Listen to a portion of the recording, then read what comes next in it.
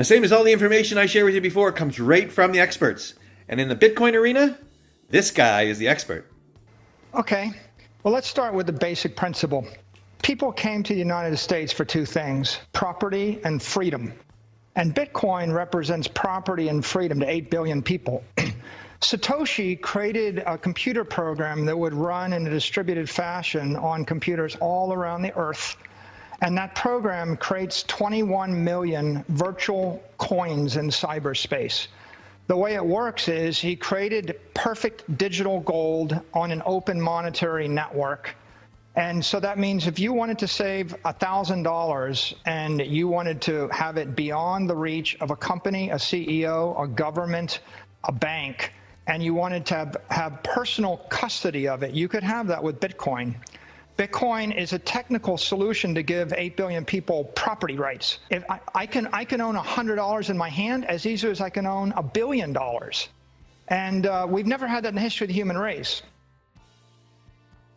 It's an asset that's protected by cryptography, and it's stored on a ledger. The software administers the ledger. The twist is we distributed the software on thousands and thousands of separate computers. Every Bitcoin node is running a copy of the ledger. So everybody in the world that has their money in the bank has a copy of all of the money in the bank and all the transactions since the beginning of time. So it's the immutable truth. Every 10 minutes, the system batches a set of transactions and then redistributes the money based upon the instructions of the owners. If I want to send you my Bitcoin, I send it and it goes to you, and every single computer on the network updates that, and they all check it cryptographically using modern encryption.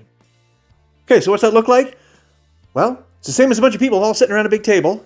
One person pays another person, and then everybody sitting around that table marks down that transaction every time that it happens. And if those people disagree, then the transaction doesn't go through. Now, instead of it being a bunch of people, it's actually going to be a bunch of computers all around the world, thousands of them, keeping track. The exciting thing about Bitcoin is Bitcoin lets you save your money in an asset that goes up in value, and it lets you move that asset at the speed of light all around the planet. Bitcoin is the dominant crypto asset network. It's the oldest, it's the strongest, it's the most secure, and it was engineered to do one thing well, which is to keep track of 21 million virtual coins in cyberspace. The other cryptos are applications, and application networks are focused upon functionality or performance. Bitcoin is optimized for durability, integrity, security. If I want to store $1 billion for 1,000 years, I don't want a lot of bells and whistles on it. I just want to know it's secure and nobody's going to change it. So why Bitcoin? Because Satoshi started with a model of gold, and then he got rid of all the defects of gold. If you took gold and you said you can't mine anymore, you can't use it for jewelry, and nobody can rehypothecate it or short it, and you could take personal custody of it in your head, and no one can steal it from you, you would have a better gold. Well, first of all, it's the most successful technology in our lifetimes. It's grown faster and more powerfully than Google or Facebook or Apple or Amazon. And it's a network and an asset that's held by about 150 million people, and we're adding 2 million people a week. So other than the dollar and the euro, it's the most widely held monetary asset in the world. And there's every indication that nation states are embracing it. Jerome Powell says it's a digital asset. Christina Lagarde says it's a digital asset. The head of the SEC taught a class on it. I think that people understand it's not a threat to the dollar, by the way. What's going to happen is the US dollar is going to be the world reserve currency, and it's going to run on billions and billions of mobile devices. And the digital asset that underlies that currency is going to be Bitcoin.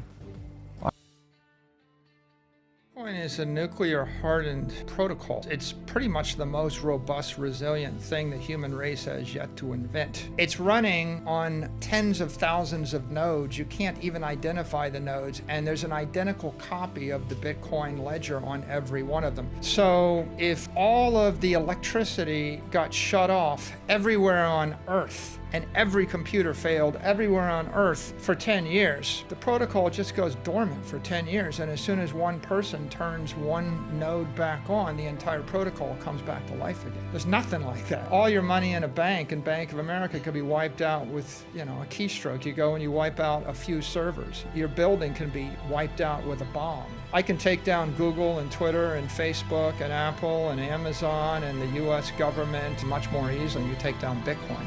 Bitcoin is the most resilient thing in cyberspace because it is so incredibly decentralized. Okay, what is the halving? Well, I'm going to oversimplify this for you, but basically what it is the amount of Bitcoin that's being created or mined. Every 4 years, it gets cut in half, the amount that's being mined. So the supply is being cut in half every 4 years. And this here is just a chart showing the whole history of every halving and what takes place. So you can kind of check that out. Look some of this information up for yourself, of course. Don't just trust what I'm saying. Look this up for yourself. Now also, when's the last Bitcoin going to be made? Well, in 2034 in September, 99% of the 21 million Bitcoin that will ever be made, that will be when 99% of it will be made. And as always, thanks for watching. Thanks for checking this out. I hope this helps. Take care.